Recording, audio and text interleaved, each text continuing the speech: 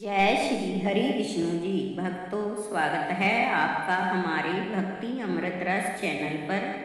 आज हम लेकर आए हैं पावन वैशाख मास कथा अध्याय 19।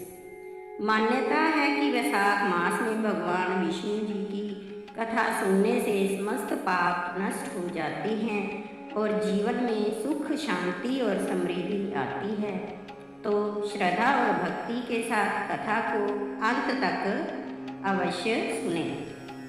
पूजा विधि: प्रातः जल्दी उठकर स्नान करें, भगवान विष्णु और माता लक्ष्मी जी की पूजा करें। उनके सामने पूजा थाली में घी का दीपक, धूप, अगरबत्ती लगाएं।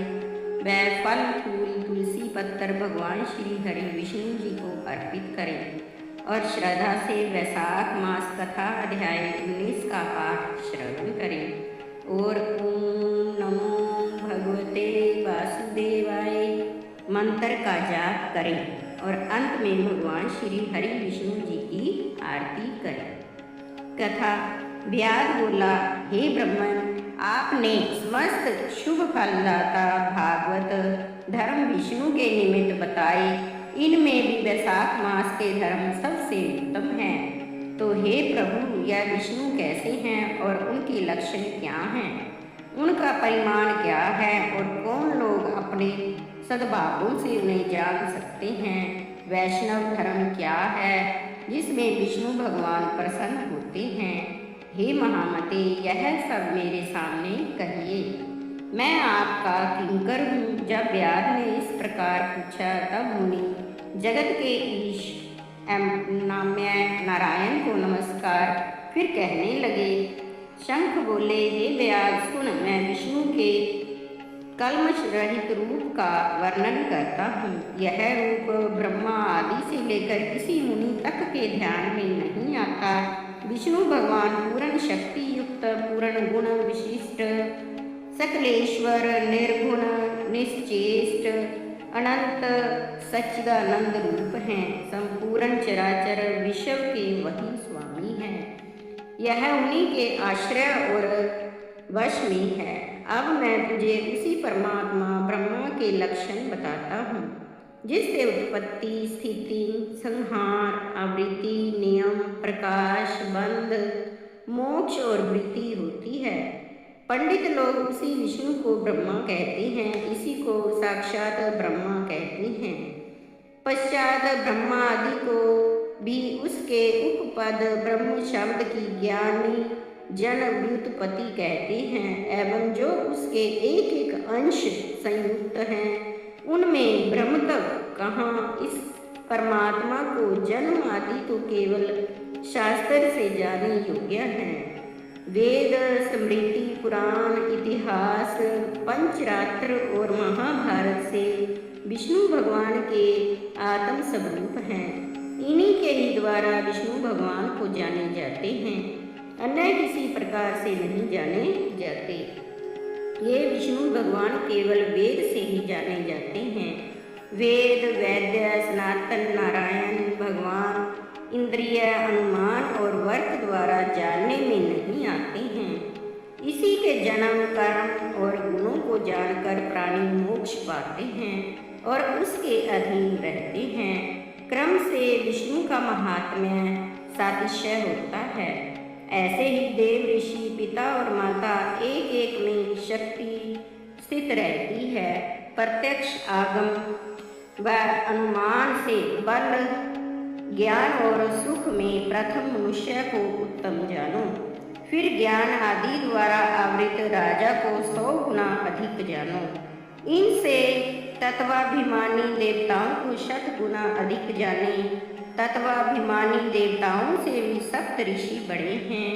सप्त ऋषियों से अग्नि, अग्नि से सूर्य आदि और सूर्य से बृहस्पति, बृहस्पति से वायु, वायु से इंद्र, इंद्र से पार्वती, पार्वती से महादेव, शंभु से बुद्धि देवी और बुद्धि से भी प्राण बलिष्ठ हैं। प्राण से अधिक कुछ नहीं है, प्राण में ही सब है। प्राण से ही संसार स्थित है और यह संपूर्ण जगत प्राणात्मक है। सब प्राण से प्रोत हैं और प्राण से ही जगत है। नील मेघ के समान प्रभायुक्त सबका आधारभूत इसको सूत्र कहते हैं। लक्ष्मी के कटाक्ष मात्र से इनकी स्थिति है। तब व्यास बोला तो वह लक्ष्मी देव विष्णु भगवान की एकमात्र कृपा पात्र हैं। विष्णु भगवान से अधिक या समान कोई नहीं है। जीव में इस प्राण नाम सूत्र कैसे हुआ? ब्रह्म मेरे सामने इसका निर्णय कहो। परमात्मा प्राण से अधिक कैसे हैं? शंख बोले, हे व्यास, जो निर्णय तू पूछता है वह सुन। मैं संपूर्ण जीवों द्वारा प्राणिध्य के उद्देश्य से कहता हूँ। प्राचीन काल हुए इसमें सनातन नारायण भगवान ने कमल योनि में ब्रह्मा आदि देवता रच कर कहा, मैं ब्रह्मा को तुम्हारा राजा बनाऊंगा और जो कोई तुम में सर्वश्रेष्ठ हो उसे तुम युवराज बनाओ। परंतु वह शील, शौर्य और औदा आदि गुणों से युक्त हो। जब भगवान ने ऐसा कहा तो देवता इंद्र के पास आपस में विवाद करने लगे कि हम होंगे। इस सब विवाद करते करते कोई बोला सूर्य सबसे परे है, कोई कहने लगा इंद्र सबसे परे है, कोई चुपचाप खड़े रहे। जब वे किसी प्रकार से कोई निर्णय नहीं कर सके तब नारायण के पास गए। जब सब देवता नमस्कार कर हाथ जोड़ उनसे कहने लगे, हे महाराज, हमने आपस में बहुत विचार किया, परंतु हम में से कोई भी अधिक श्रेष्ठ दिखाई नहीं देता है। अतः हे प्रभु, आप ही इसका निर्णय करके हमारे संशय को दूर करें। देवताओं ने जब यह प्रश्न किया तब भगवान हंसकर कहने लगे कि मेरे विराट रूप शरीर में से जिसके निकलने से शरीर गिर पड़े और फिर उसके प्रवेश होने से खड़ा हो जाए, वह सब देवताओं में अधिक श्रेष्ठ है और कोई भी नहीं। यह सुनकर सब देवताओं ने तथास्तु ऐसा ही हो कहा। जब जयंत नामक देवता भगवान के पाँव में से निकल गया तो उसको पंगु कहने लगे, परंतु शरीर नहीं गिरा। वह तो सुनता है, पीता है, सूंघता है, देखता है, चलता है। फिर वो इंद्रिय में से दक्ष प्रजापति निकल गए। तब उसे पंड कहने लगे, परंतु वह ना गिरा। पूरा वर्त सुनता, पीता, बोलता, सूंघता, देखता और चलता रहा। फिर हाथों से संपूर्ण देवताओं का स्वामी इंद्र निकला। तब उसे हस्तहीन कहने लगे, परंतु शरीर नहीं गिरा। वह पहले की ही तरह सुनता, पीता, बोलता और सूंघता रहा। तत्पश्चात नेत्रों से सब तेजस्वियों में श्रेष्ठ सूर्य निकला। तब उसे काना कहने लगे, परंतु देह नहीं गिरा। पूरब वर्त सुनता रहा, पीता, बोलता रहा। फिर नाक से अश्विनी कुमार निकल गए। तब उसे नासिका रहित कहने लगे, परंतु देह न गिरा। पूरब वर्त सब कृत्य करता रहा। फिर कानों से दिशा निकली, परंतु देह न गिरा। फिर इसे बहरा कहने लगे, परंतु मृत ने कहा। फिर जीवा से वरुण निकल गया तो उसे अर्सज्ञ कहने लगे, परंतु देह न गिरी। पूरब वर्त जीता, चलता, खाता, जागता और श्वास लेता रहा। फिर वाणी से बागेश्वर अग्नि निकल, तब उसे गूंगा कहने लगे, परंतु देह न गिरी। पूरब वर्त सब काम करती रही। फिर मन को चैतन्य करने वाले रुद्र मन से निकल गए तो उसे जड़ तो कहने लगे, परंतु देह न गिरी। पूरब वर्त चलती रही। फिर प्राणों के निकलते ही उसे मृत कहने लगे। तब देवता विस्मित हो कहने लगे, जो कोई हम में से इस गिरी हुई देह उठाने में समर्थ होगा वही सर्वश्रेष्ठ होगा और वही युवराज होगा। ऐसी प्रतिज्ञा कर क्रम से प्रवेश करने लगे। प्रथम जयंत ही चरणों में प्रविष्ट हुआ, परंतु देह नहीं उठी। दक्ष गुहा इंद्रिय द्वारा प्रविष्ट हुआ, परंतु देह न उठी। इंद्र हाथों में प्रविष्ट हुआ, परंतु देह न उठी। सूर्य नारायण नेत्रों में प्रविष्ट हुए, परंतु देह न ज्यों की त्यों पड़ी रही। इसी तरह दिशा नेत्रों में, वरुण जीवा में, अश्विनी कुमार नासिका में, अग्नि वाणी में, रुद्र मन में प्रविष्ट हुए, परंतु देव फिर भी न उठी। सबसे पीछे प्राण घुसे तो प्राणों के प्रवेश करते ही शरीर उठ खड़ा हुआ। तब देवताओं ने निश्चय किया है, प्राण ही समस्त देवताओं का आदिश्वर और व्यापक है तथा बल, ज्ञान, धैर्य, वैराग्य और जीवन में भी यह सबसे अधिक है। अतः प्राण को ही युवराज बनाते हैं। स्थिति के हेतु से सामवेद का गान करते हुए इसी हेतु से स्थावर और जंगम आत्मक यह विश्व प्राण आत्मक है। पूर्ण अंशों को संयुक्त करके और बलाढ़ यह गण सब जगत का पिता है। प्राणहीन जगत कुछ भी नहीं है। बिना प्राणों के कुछ स्थिति नहीं है, न संसार ही कुछ रहता है। इसीलिए प्राण संपूर्ण जीवों में अधिक बलवान और सब जीवों का अंतर आत्मा है। प्राणों से अधिक या समान न शास्त्रों में था, न पहले कभी कुछ देखा न सुना है। भिन्न भिन्न कार्यों को संपादन करने का साधन एक प्राण ही अनेक प्रकार से होता है।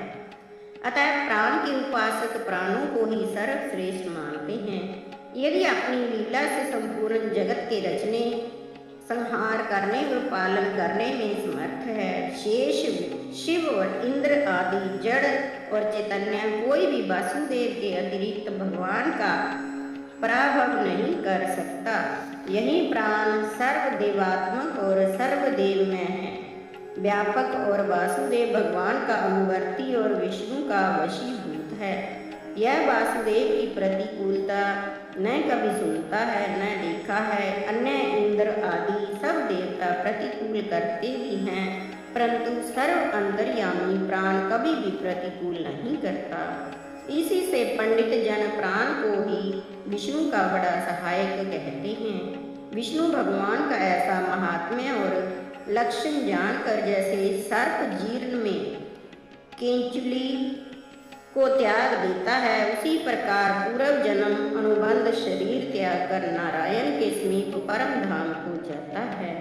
शंख मुनि के ऐसे वाक्य सुन व्यास अत्यंत प्रसन्न हुआ और उसने विनती भाव से सब पूछा, हे ब्रह्मन, जगत गुरु महानुभाव सर्वेश्वर, प्राण की महिमा संसार में कहीं भी विहित नहीं है। देवता, मुनि, राजा और महात्माओं की महिमा तो पुराण और लोक में बहुत सुनाई दी है। हे भगवान, यह मेरे सामने कहो, इस बात को जानने की मेरी बड़ी इच्छा है। शंख बोले, प्राचीन काल में प्राण देवादिदेव अनामय नारायण भगवान का अश्वमेध द्वारा यजन करने के लिए गंगा तट पर गया। वहाँ बहुत से मुनियों को संग ले हल से भूमि को शुद्ध करने लगा। वहाँ एक पृथ्वी के नीचे गुफा में कनब नाम के महात्मा समाधि लगाए हुए बैठे थे। वह हल से बाहर खींच आए। तब क्रोध करके वह प्राण को अपने सामने स्थित देख शाप देते हुए बोले, अब तेरी महिमा तीनों लोक से जाती रहेगी और विशेष करके भूलोक में तुझे कोई नहीं मानेगा। त्रिलोकी में तेरे अवतार प्रख्यात होंगे। जब उस मुनि ने ऐसा कहा तब प्राण क्रोध कर बोला, मैं निरपराधी हूँ और बिना अपराध तूने शाप दे दिया, इसलिए हे कनक, तू गुरुद्रोही हो और तेरी प्रीति विश्व में निंदित हो। तभी से संसार में और विशेष करके भूलोक में प्राण की महिमा प्रसिद्ध नहीं है और शाप के कारण कनक गुरु को मारकर सूर्य का शिष्य हुआ। हे व्यास, जो कुछ तूने पूछा सो सब तुझसे कहा। अब जो कुछ तूने पूछना है वह पूछ, कुछ विचार मत कर। जय श्री हरि विष्णु जी। तो भक्तों, अगर आपको वैशाख मास कथा अध्याय 19 पसंद आई हो तो वीडियो को लाइक और शेयर जरूर करें। ऐसी ही पावन भक्ति से जुड़ी हुई कथाएं और धार्मिक वीडियो देखने के लिए भक्ति अमृत रस चैनल से जुड़े रहें और सब्सक्राइब जरूर करें। जय श्री हरि विष्णु जी। जय माता लक्ष्मी।